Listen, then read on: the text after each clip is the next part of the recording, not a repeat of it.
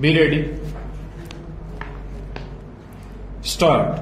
From the perusal of the records and the submissions of the parties, we observe that the mandate of the arbitrator was extended by an agreement between the parties. Thus, it can be construed that the parties had not agreed to the extension of the mandate of the arbitrator, failing which the mandate was automatically terminated.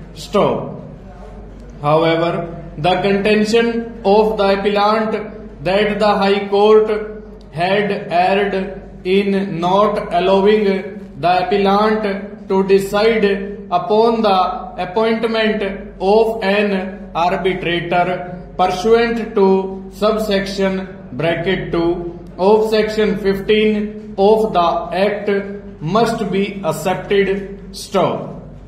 In this connection, it would be appropriate to refer to the relevant portion of the impugned judgment of the High Court, which gives an elaborate observation on the above mentioned issue raised by the appellant. Arbitration is an informal, quick and easy alternative mode of adjudication of disputes by agreement of the parties.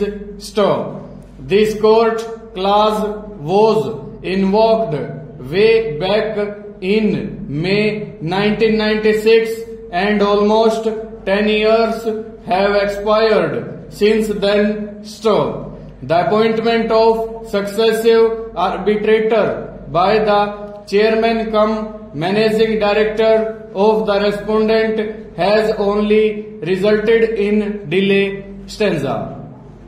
When the mandate of an arbitrator is terminated on the ground of delay, the rules applicable to the appointment of the arbitrator are to apply to the appointment of a new arbitrator.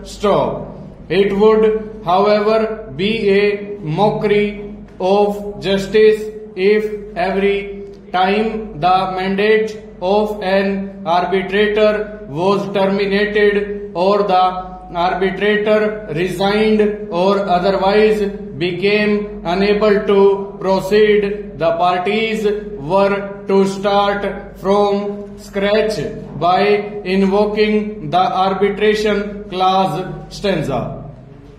Once the mandate of the arbitrator terminates, the person required to appoint arbitrator is required to fill up the vacancy with utmost expedition, failing which the provision of section 11 bracket 6 of the 1996 Act would be attracted.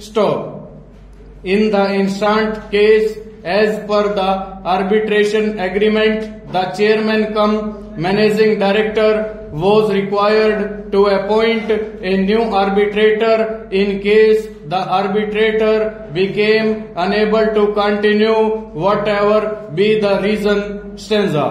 A bare reading of the scheme of section 11 shows that the emphasis is on the terms of the agreement being adhered to and obligor given effect as closely as possible.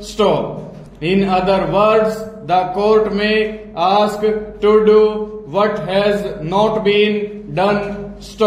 The court must first ensure that the remedies provided for are exhausted.